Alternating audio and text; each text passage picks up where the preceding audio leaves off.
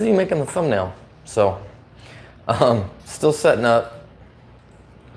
Hopefully you guys can see us. Hopefully you guys can hear us. If you're in the comments, let me know if you can hear us for sure. Today we are talking UFC 10, what we're setting up, what we're looking for, what we're not looking for, forward to, I should say. And yeah, pretty much just all UFC 10. If you got any questions, you can always ask them, and we'll hit that up. And how should we start this? Where should we start this at? I don't know. What do you want to talk about? You want to talk about rods first? Yeah, we could talk about rods and baits that we use on each rod. Yeah.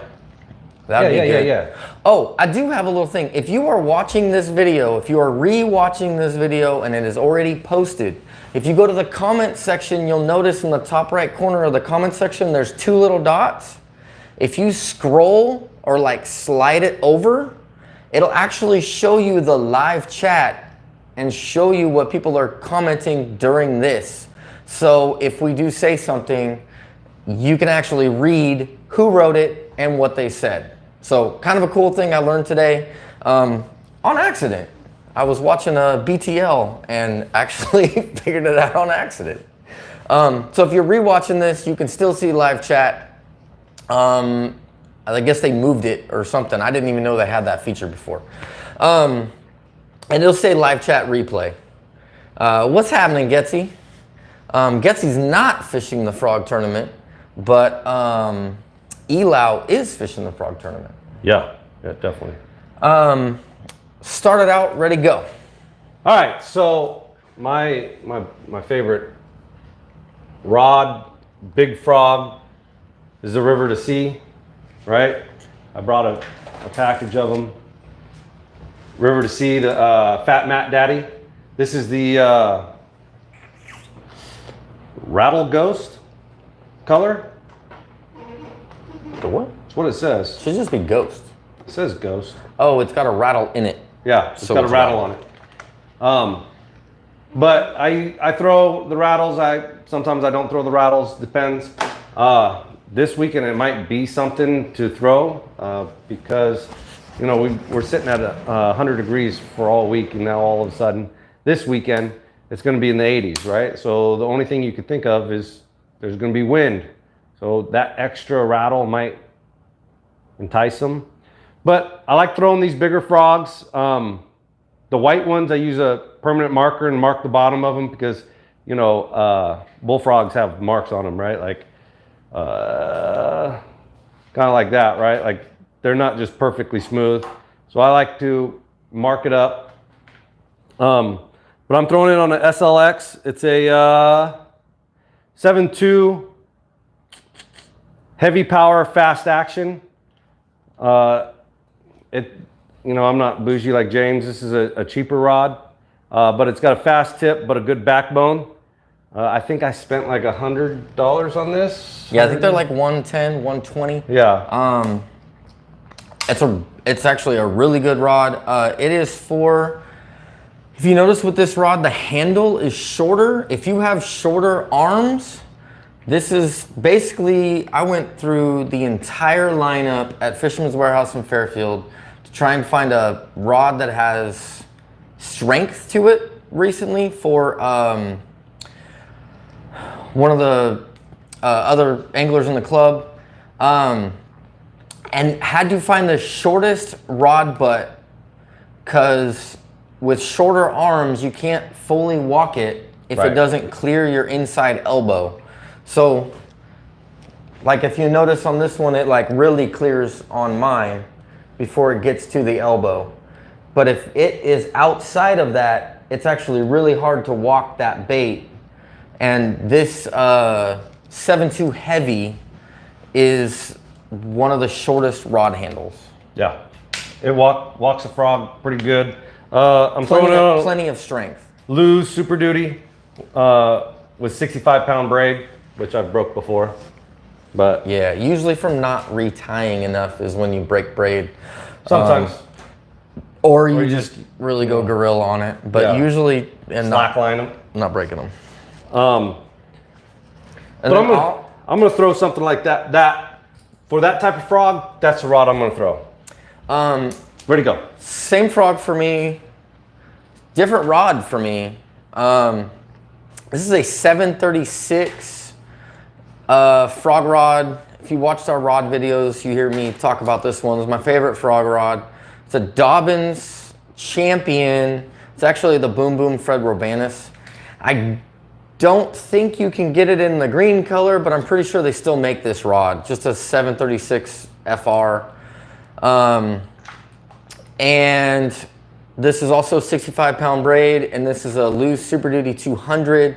The reason why I throw the 200 Super Duty is because A, it has better gears in it, you can grind it out, and B, it has 20 pounds of drag. So when you lock this thing down and get them up out of the junk, they can come through the junk. And this is that gap. You can see it's right there at my elbow with it for me. So that's why I really like this. Brian actually thinks this rod's a little bit heavier, but I don't actually notice it. It actually throws me off when I throw a lighter one. I think I'm just so used to this. Yeah, probably. So, and then that's just Power Pro 65 for me. Yeah, Power Pro. That's my bread and butter. This frog has been beat up. Yeah. It's got some wear on it. The nose hasn't blown through yet. Hopefully by the end of this weekend it will, because this will probably be locked onto this rod, this black, for the whole day. We'll get a little bit into why I'll be throwing black all day. Hence blown out like that. Yeah, top left corner. Yeah, you can see that piece coming through. That's the one they get blown out and they start sucking up water. What you got? What's your next lineup rod? My next lineup that I would throw, and it's basically for what I was talking about, wind, right? Like, it's a smaller presentation. It's the another river to sea frog, but it's like a popping frog. It has that cup mouth like a popper. I got one here. This is a dirty white. Same basic thing that I'm gonna throw, but I throw it on a smaller rod. What is that? X-Edge? EXAGE. X-Age? Yeah, it's a Shimano rod. X-Age? It's a short rod. It's only 6'10", medium heavy, fast action. So this rod, again, like what he was talking about, is very short, but I could walk this little frog really good. It's not really great for deep cover, right? Like if I'm gonna throw in deep cover, I'm gonna use that other rod. But outside Thule lines, open water, I'm gonna walk this frog, and with that popper, I'm actually gonna walk it. I'm not gonna pop it, right? Like I just walk it, and it like spits a little bit. It's a little louder. This is on a Daiwa, just because I put it on there. No real reason, and I'm not digging it out of heavy cover with 65-pound braid, Power Pro. But that's what I'm gonna throw also, right? Those smaller frogs. Yeah, they don't actually make that rod anymore. No. That one also has that short butt handle on there. It's actually, looking at it, it's actually shorter than that SLX. Yeah, it stops like right here on my arm, right? Like yeah, it's actually shorter on that, but that helps with that smaller rod. I have it is the Dobyns Fury for my small frogs. And that's a 765 flip. So it's not their heaviest flip one. It's that 7.6 5 power. This is one of those baits or one of those rods you can use for like glide baits and stuff like that. But I throw those smaller frogs on that. Unable to throw like the pipsqueak for this tournament coming up. Pipsqueak does not qualify for UFC 10, which is I'm sad about that you can't throw those because it's a really good bait. But it does throw these. This is again in dirty white. And then this is a 9.5-to-1 reel. It's by Lose. It's there. I think you can only get it at like Tackle Warehouse or something like that. But it's the only one that's this color. I'm not sure if I really like the 9 to 5. The first 10 casts of this reel of the day are kind of all over the place. Once it gets warmed up though, it will cast a mile. And you definitely can burn that frog back in and get it back out there. I'm just not sure if I feel like I don't put this on my green rod because not only the colors would look like Christmas, but I just don't feel like I have that crank power to get it up out of the weeds if they really dig in, if I get that bigger bite. So this stays on the lighter rod, and again, 65-pound Power Pro. That's pretty much it for this little thing. Yeah. I'll also, this is a fat frog, right? Like still river to sea, but you notice it's got the cup also. So if I wanted that bigger profile, I can put that bigger profile on. It still has that big cup. One of the things I do is bend the hooks out just a little bit on the frog, right? Trying to get them to hook up a little bit better, right? Like, yeah, we can get into some frog modifications. Yeah. Heck, definitely. let's just do it now. We still got 3 more rods, but frog modifications. Let me see if I can find an OG one, an untouched one. I have an untouched here. So here's an untouched one. If you see how far that goes past the head, I actually do leave some untouched. So with this, how far it is past the head, so what I do is I bring it all the way down to the head, or like lay it down on the body, and I cut it flush with the nose. And a frog with a good example of that would be this fat frog. You can see how I got it cut flush with the nose. So that's the only tail modification I do, and I cut both sides even. If you have troubles walking a frog, try them even, and then just slowly shorten those legs up.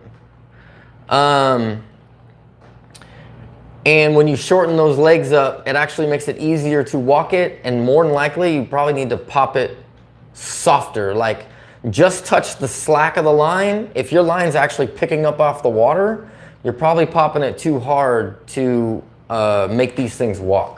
You just want to make the line, like the first just 2-3 foot of line that's touching the water, dance. The rest of the line is just laying flat on the ground. Getsy says, boil the frogs. This right here, this bad boy, 100% boil it. This is still river to sea, but if you pay attention to this material, like I barely have to push this other material, but on this style, this color, it is a lot stiffer. And yes, you boil this color or these glossy finishes, you need to boil. The ones that have like a flat mat don't necessarily need to be boiled. They're good. You can still boil them. It'll make them even softer. And other brands you can boil and make it softer. Coach Miguel, what's happening, man? He's mad that he already paid because practice sucks, and I'm not gonna lie. Super excited about this tournament. If we weren't already paid, I don't know if we'd be fishing it. It definitely, last weekend already was really tough, and now it's about to drop to 80 degrees or low 80s, high 70s with a bunch of wind. It's gonna be challenging. It's gonna be fun. It's gonna be the first one to a limit, pretty much, right? Yeah. So you just gotta limit it out.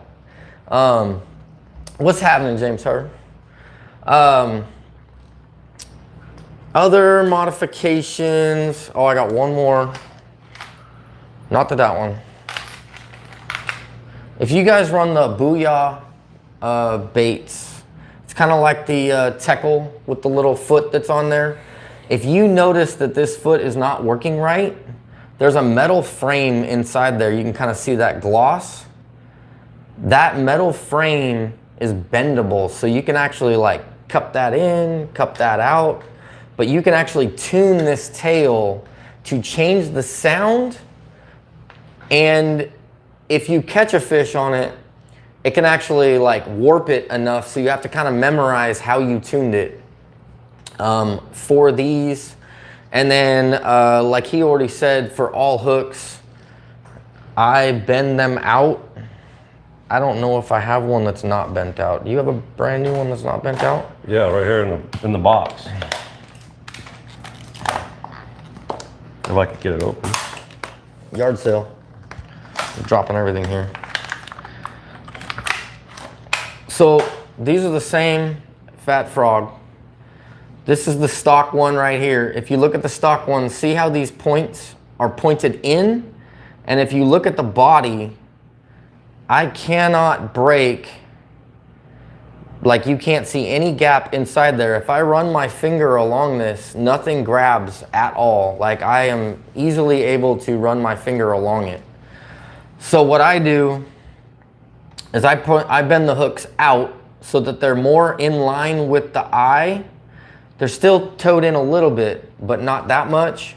And then I bring them up off the body so you can actually see how they have clearance off the body. Now when I run my finger by it, it can't slide by. This is a hair wider than I normally do. I was probably fishing open water when I bent these out. If I get into toolies and stuff, I'll tuck them down a little bit, but I always want to be able to catch my finger.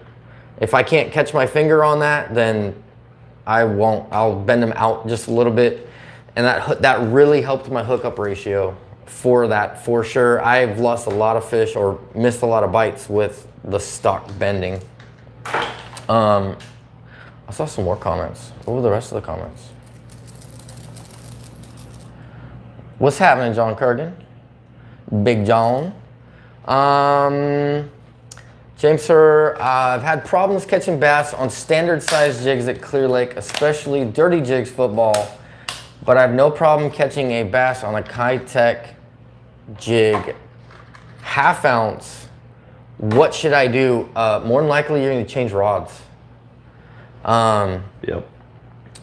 I'm assuming you mean hook sets, like you're getting bit and then you're missing them. You probably need to change rods. That Kitech has a thinner hook to it. The dirty jigs have a nice thick hook to it. You probably have too light of a backbone of a rod so that when you hit them, you're not burying that hook all the way into the mouth. And that's also the same reason why I won't throw the big one on that smaller frog rod, is I can't actually get these hooked with the bigger frogs on the smaller frog rod. That's 765. You have to step up and hit a harder thing on it to bury those hooks all the way. I do not wait to hit them with that. If I can't see that frog, I slam them with everything I got. Because why? Why do you slam them if you can't see the frog?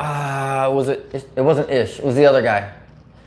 Bobby Barrick. Saw an interview, or I was actually at a seminar with Bobby Barrick, and he says that guy that said you have to wait to swing, he goes, I want to find that guy and stop him. Because if you can't see that frog, there's only one place it could be, because they don't have hands. So if they can't see it, or if you can't see it, it's in its mouth, swing.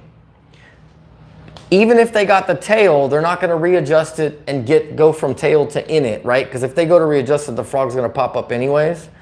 So if you can't see that frog, swing. And I slam them. I love slamming them. It's fun. Slacklining them. Yeah, where you can hear the line. Whack. Yeah, when you hear the line pick up off the ground. Yeah. It's just a... So, what color would you throw in the morning when it's low light conditions? Recently, well, I typically throw black, and if black isn't working, I throw white. And then when it gets to the daytime, if I'm throwing white and it's not working, I throw black. And when I say white and black, I can't grab it. Here's black, yellow-headed black, or all black.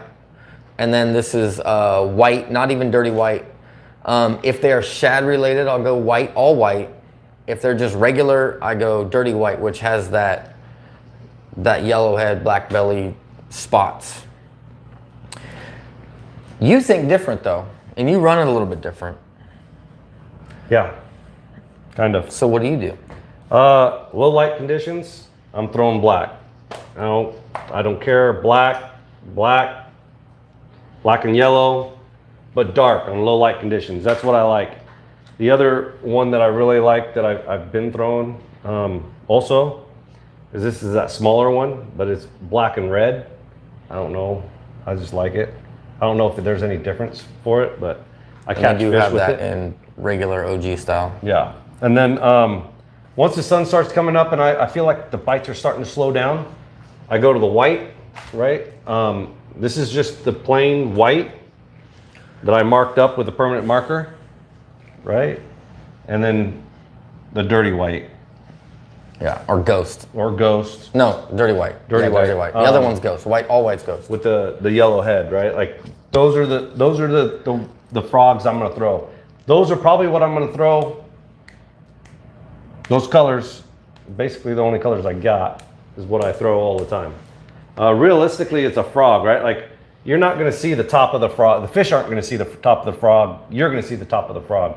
So it's all about the bottoms, right? Like all the bottoms of them are basically the same. Yeah, there's a little bit of roll where it can flash the sides, but as far as like, what brand is it? Has Eat Me written across the top. Like they can make that any color they want with Eat Me written across the top. It's just identifier for you. Kind of like how people put highlight strips on glide baits. Yeah. That's basically the premise of that, is so you can see that contrast, so you can see it with your eyes. To get into like retrieving frogs, I will go with, back to the rods.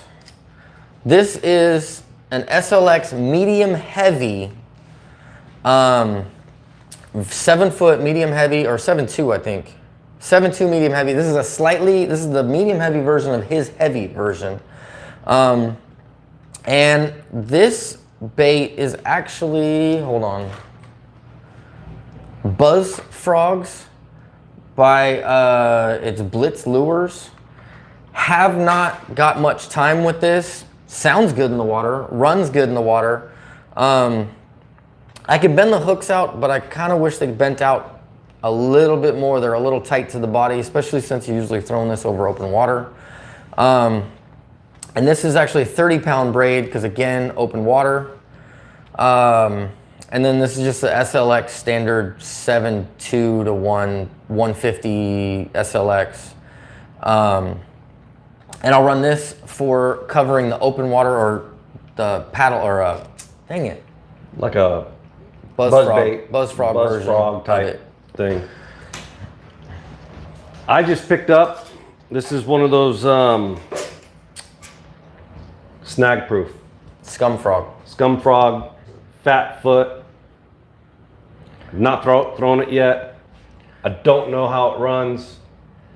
I'm gonna throw it for the tournament. I know some people do throw them for sure though. Yeah, and I'm undecided on what rod I want to throw it on. It's a smaller profile bait, right? Like so, I have my Dobbins 714. Is a buzz bait Carolina rod, heavy fast action rod. Don't know if it's gonna work.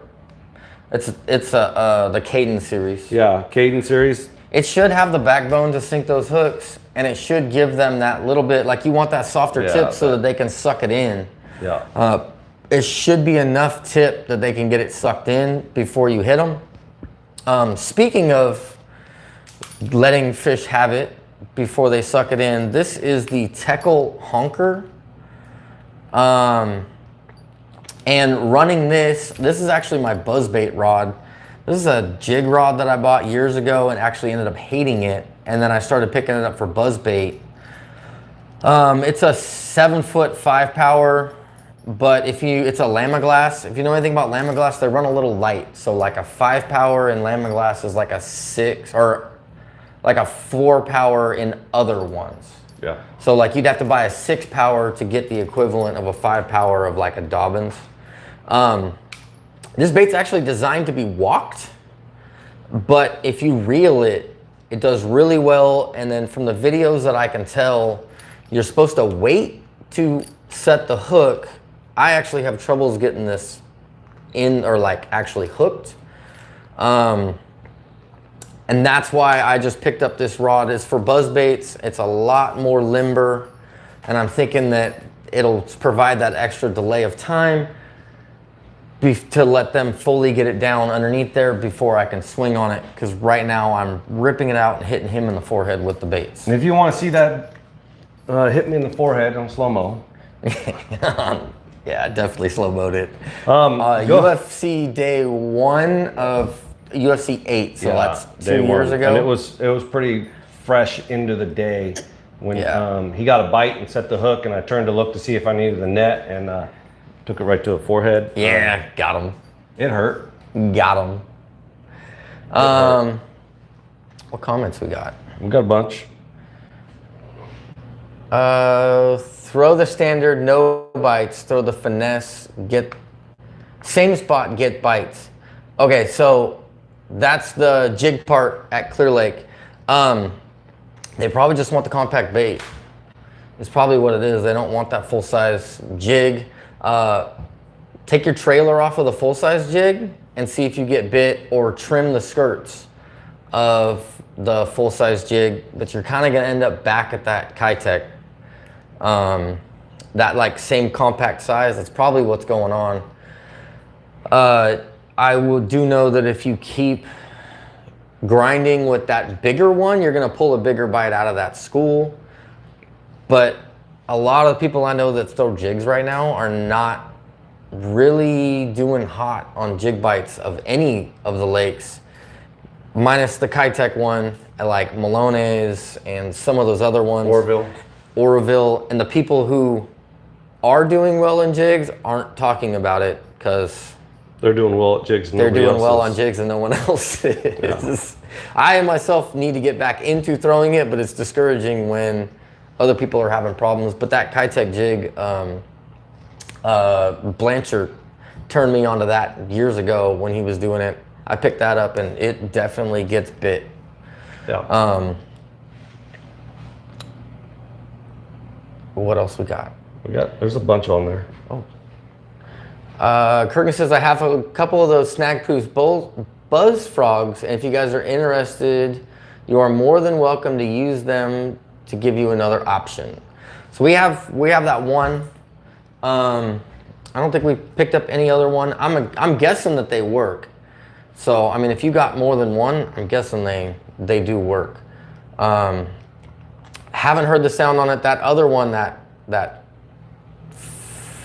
Buzz PHROG frog, that one definitely sounds good in the water. It's got that good. There's another one that's like it's all solid plastic, Rabbit or something like that. I can't remember that one. It has that same sound to it. It's almost the same leg design. Spro Flappin' Frog rocks, says Delta Fish Co. Frog is super light, kicks like a mule. The Spro Flappin' Frog, yeah, I had one of those. I think it was the Spro one. And the plastic reacted to one of the other frogs that I had, and I actually ended up having to dump it. It does remind me, this is also a Spro, and it's got the blades on it. This one sounds really cool in the water also. Sounds kind of cool when you drop it on the ground. This is a harder body also. This one has to get boiled. I have not boiled it yet. It's a lot thicker. Like if you feel the actual material, it's a lot thicker. But this one is really cool in the water. You can also walk it. It does sit lower in the water than that Teckle though. So, and I think when I bought this, there was like very few colors. If this thing's rolling across the top, I don't really care. I don't really like black, white. That's about it. Yeah. What else? No, that's it for rods. Yeah. What else you got?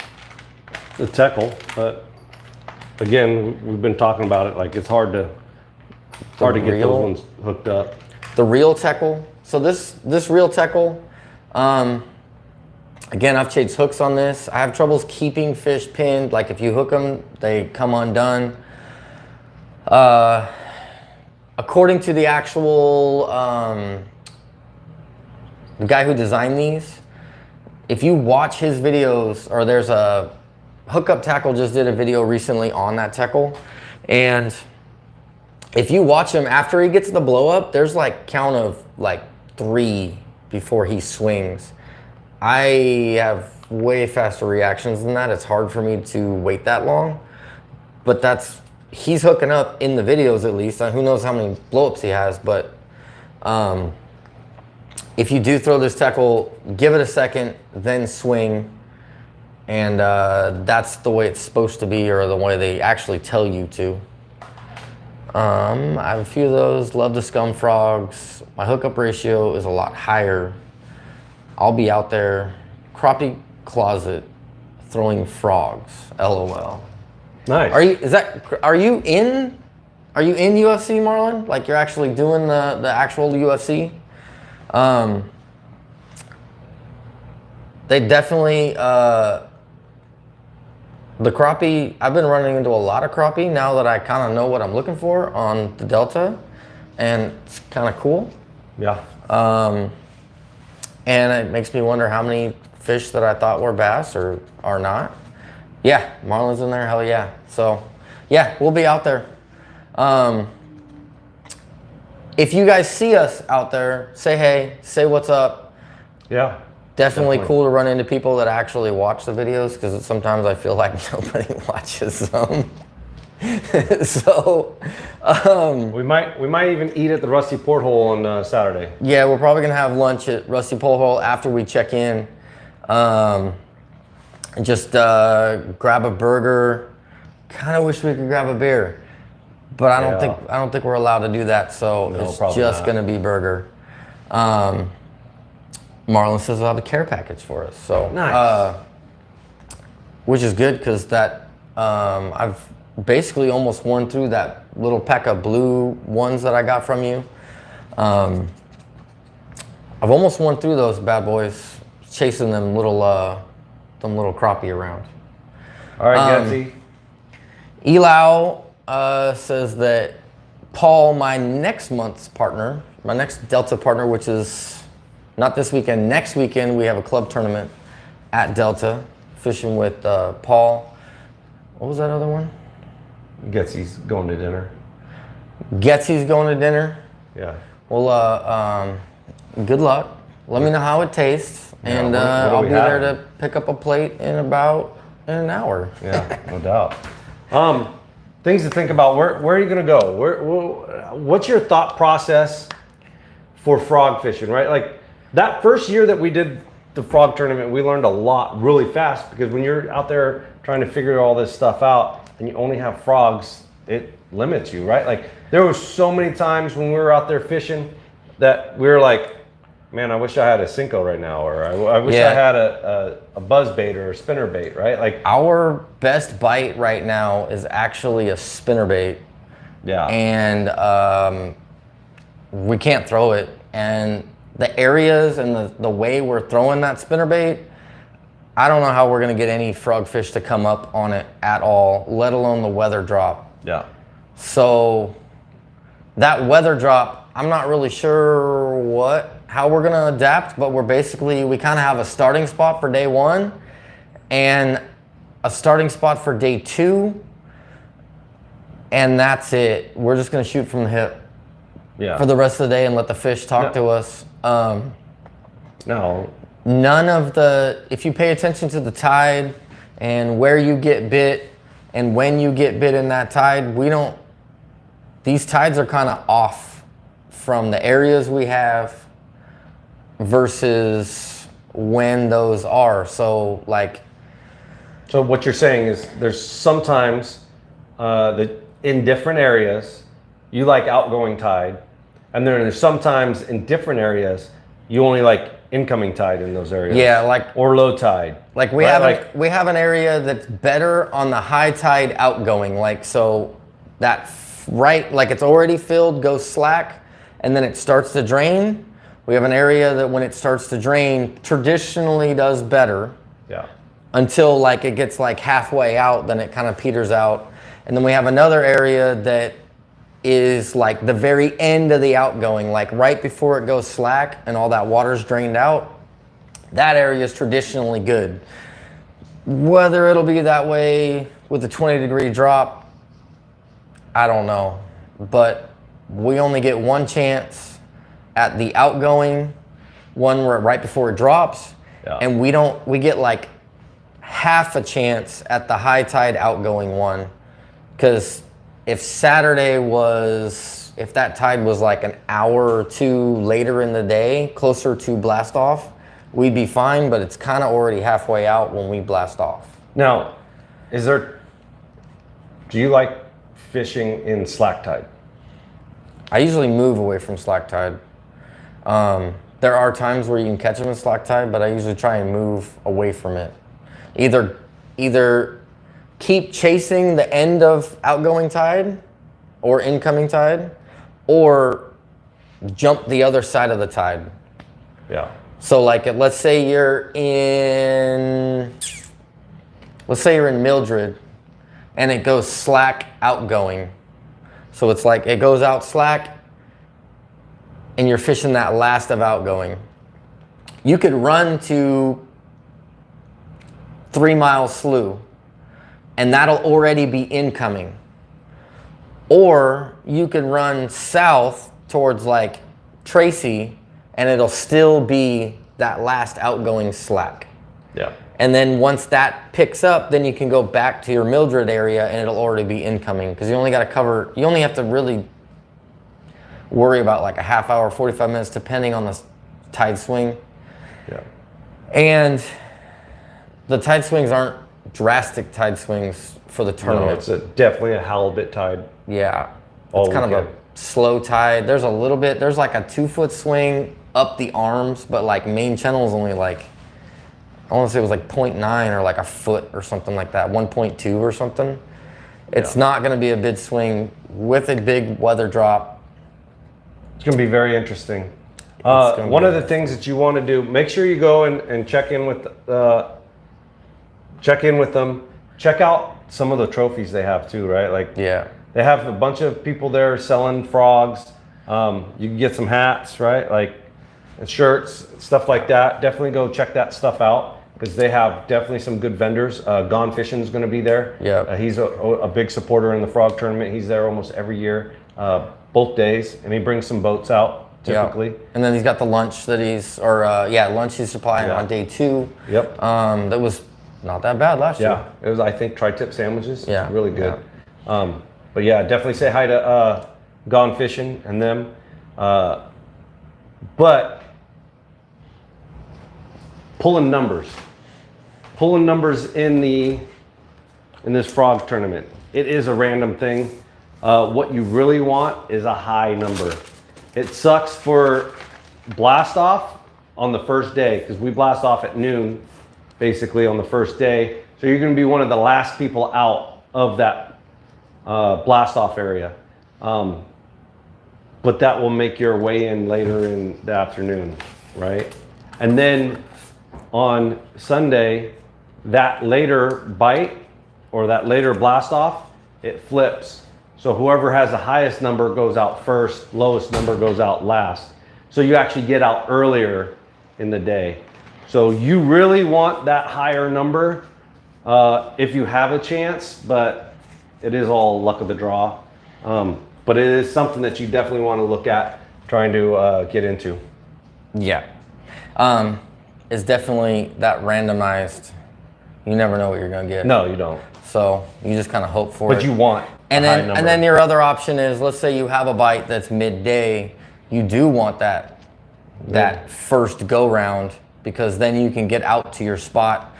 I'm okay with blowing through a couple of spots, or working around other boats. And don't be afraid, like skipping areas. Like the first area we're gonna go to on Saturday has 2 parts to it. Technically 3 parts to it. Like you'd have to have 3 boats there to pull us off of it. It's entirely possible, but hopefully not. And don't be afraid to move around, right? Like that first frog tournament that we did, we had what, 11 spots, 11, 13 spots that we fished. A lot. We covered a lot of water. We covered a lot of water really fast. It gave us our 3, wasn't very good, but again, like we were talking about, 3 fish, I think both days, you're gonna be looking pretty good. Yeah. If you guys are there, I will have stickers that are this emblem right here. I only have a handful of stickers, but come up, say hey, grab a sticker. If you want them, they're like 4-inch stickers. But I got some black, I got some white. I don't have a ton of them, but say what's up. I'll give you a sticker if you want it. That's up to you guys. Make sure if you guys are fishing it, bring a weigh bag. They don't have very many weigh bags, but it's a good idea to have a weigh bag. Yeah, they encourage you to have a weigh bag to carry your fish up because you have to go up over the hill. Delta Fish actually just reminded me. He just asked, do you throw the same color as each other or mix it up? We are never throwing the same color unless it is like a hot bite on one or the other. But realistically, I've been leaving the black frog on my line, using it in the middle of the day, gaining confidence in it because I already know that he has confidence in the white midday. So I have 0 problems thinking that I'm gonna get bit on black, and he has 0 problems he's gonna get bit on white.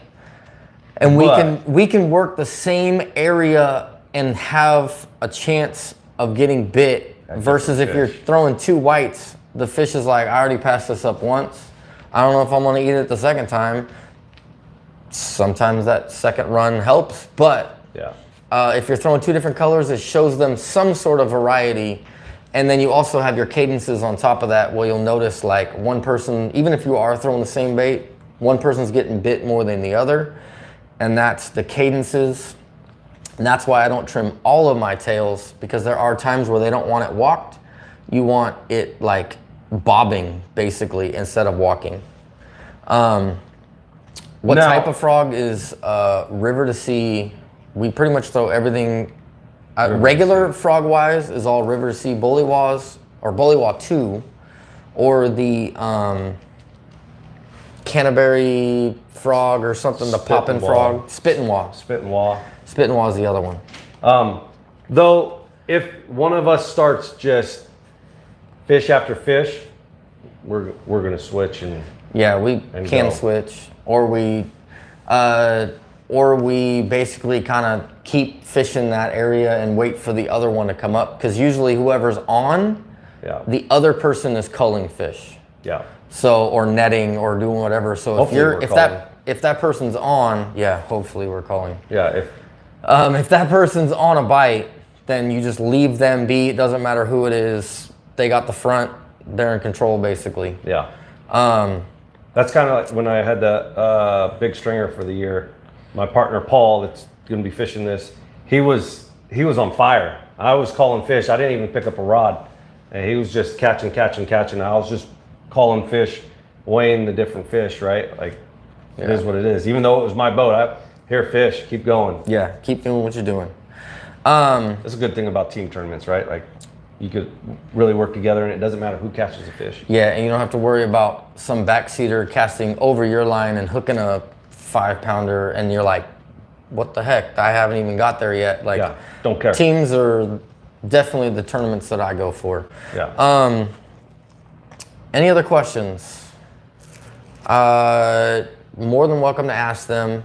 The hooks, I prefer EWG hooks over round bends. That probably has to do with the fact that I slam them and boat flip them and just ski them back. Those EWGs just seem to lock in better while they're thrashing. How long are you spending on a spot before you're moving? That goes back to Brian Latimer. That feeling. Brian Latimer has a saying that he says that is, When you're sitting on the couch and you know it's time to go boo-boo, no one can tell you that. You just know that. Yeah, you know when you need to get up and go. You know when it's not happening. You know you need to get up and go. Even if you have confidence with that, when you get that first inkling of like, should I move? You probably should move. And if you start trusting that gut and moving when you have that should we move moment, you can actually develop that gut even stronger, and you can actually key in on all of that. Yeah, your gut will actually like prove itself. And in a team tournament, we'll like, basically one of us will be like, oh, what do you think? And it's usually like, no, let's give it a little bit, or yeah, we got to go. Yeah. And that goes back to a team partner you fish a lot with, is you kind of build that tempo with each other, and you're usually, once one's thinking it, the other one's already thinking it. Yeah.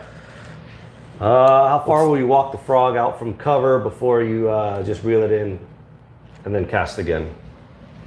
Depends on the bites of the day. Depends on the... I will definitely cover. I actually had a frog that I was running last weekend and was walking it across the grass and get over the grass and walked it out like 4 foot and start burning it in, and a 1-pounder like comes up and nips the tails after I was burning it in. Like, it was watching it like 4 foot, 5 foot off that weed line, and when I started to burn it, it chased it down. Every day is a little bit different. Typically, I'm about 4 to 5 foot off the cover, unless I'm on like a big flat that's all weed. Yeah, then you're going to walk it across those weeds. Then I walk it the whole way. Those fish could be sitting up high. They could be coming up out of it. But if you get a bite dialed in, let's say it's the backside trough in between the rocks and the weeds, I'll just throw it to that back trough, and once it gets out to mid-weed, I fast walk it in or just like bob it in, because if you hit it hard enough, it goes farther as it bobs. And then once it clears the weeds, then I reel up and throw again. But that's getting dialed into like where that bite's coming from. And then that whole bobbing it across the top is just to keep them honest, because you never know with the tide changing, if they move to the outside, whatever. Do you guys like to throw a follow-up bait after you miss, or throw the fish back in? A frog back in. The frog back in, yeah. In the UFC, only a frog, but we will usually throw a different color in. Yeah, definitely. So if I get a blow up on the black, I'm gonna be yelling at him to burn it in and throw the white over it. Just give him something a little bit different look. It looks the same, and then he'll walk that white, or that white out, and if it doesn't eat, then I'll throw the black back in there and see, and that's where your accuracy is. Typically, they don't come back though. Typically though, he doesn't have to tell me. Yeah, we're usually like on it. Yeah, so as soon as so possible. One of the things also, and you guys know that we fish a lot together, is one of the things that we do is, even if I'm a step behind him, right? Like, we stay real close together on the front of the boat, because it's really hard for him to hook me if I'm standing next to him.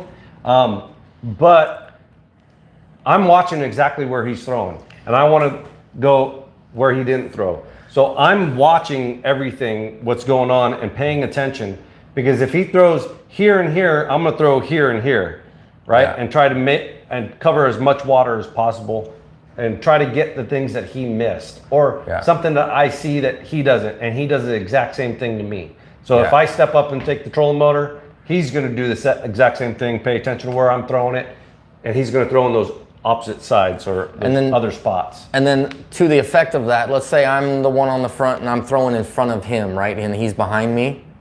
Let's say I throw into this perfect pocket and I get a swirl, no hookup.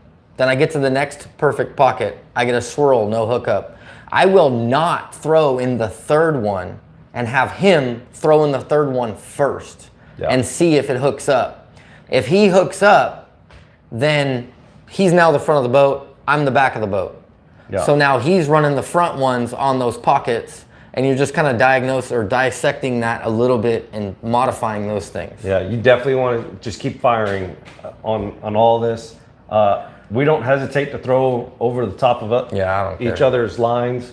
I definitely have fished with some co-anglers in the club that are like, They freak out if they accidentally cross my line. They're like, "Oh my gosh!" And I'm like, "Don't worry about it. It's fine." Like we're both on the front of the deck. Like yeah, we'll figure it out after. If you hook a fish, I could just take my rod over you, or vice versa. Like it's easily undone. Don't worry about it. Says he's gonna need a bigger boat. Elau's gonna need a bigger boat. Well, your partner's got a bigger boat. Yeah, you just take your partner's boat. Yeah. Or take. Oh, it's gonna be windy. Yeah, take your partner's boat. Yeah, definitely. Because it's gonna be like 15 to 20 while we're trying to throw a frog. It should be all right on Sunday morning with the wind, but that afternoon's gonna have. Oh, it's in the shop. Oh, dang it, Bobby. Well, oh, that's right. I forgot he does have it in the shop. What was the other one?